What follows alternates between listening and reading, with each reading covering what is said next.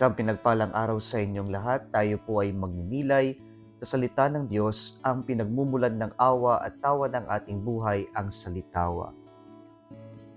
Mga kapatid, hindi po ba sa palagay ko mag-a-agree tayong lahat na kadalasan ang tinatago po natin sa buhay ay yung mga nakakahiyang kwento natin, karanasan natin, o nakaraan natin.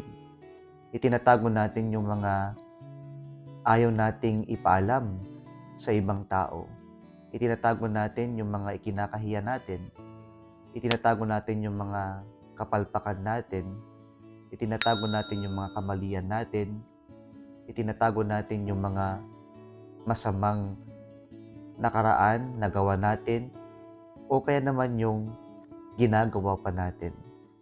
Sa palagay ko, wala sa atin dito ang proud na ipinapahayag yung kanyang kasamaan, yung kanyang kasalanan, yung kanyang ginagawang kamalian. Kapag hindi maganda, itinatago natin, gusto natin walang nakakaalam. Mga kapatid, ito ay isang natural na nangyayari sa lipunan natin ngayon. Sapagkat sa palagay ko, baliw lamang ang magpapahayag ng kanyang kamalian, ang kanyang ginagawang kasalanan. Kadalasan, nais nating itong ilihim, itago. Subalit po, ipinalam po ng ating Panginoong Jesucristo ang isang katotohanan na walang lihim na hindi mabubunyag.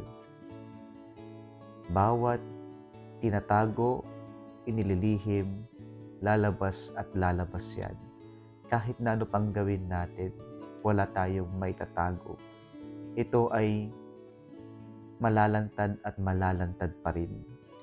Subalit positibo ang nais ng Diyos sa atin na mangyari. Ito ay ang ipakita natin yung ating pananampalataya. Isagawa natin yung ating mabuting gawa. Hindi para magmayabang, kundi para mag-inspire ng ibang tao. Hindi para magmayabang, ngunit para i-motivate ang ibang tao. Hindi para magmayabang o sumikat, palakpakan, hangaan, pero para gabayan yung ating kapwa na makita rin ang kabutihan ng Diyos na kanyang ginawa sa ating buhay. Kaya po sana huwag natin itago yung ating pananampalataya. Huwag natin itong ikahiya yung mabuting ginagawa natin. Hindi para tayo ay makakuha ng maraming likes, hearts, or shares sa buhay natin, kundi para ipahayag ang kabutihan ng Diyos. Ipakita natin ang kabutihan ng ating pananampalataya. Huwag natin itong ikahiya, huwag natin itong itago. Pero sa kabilang dako,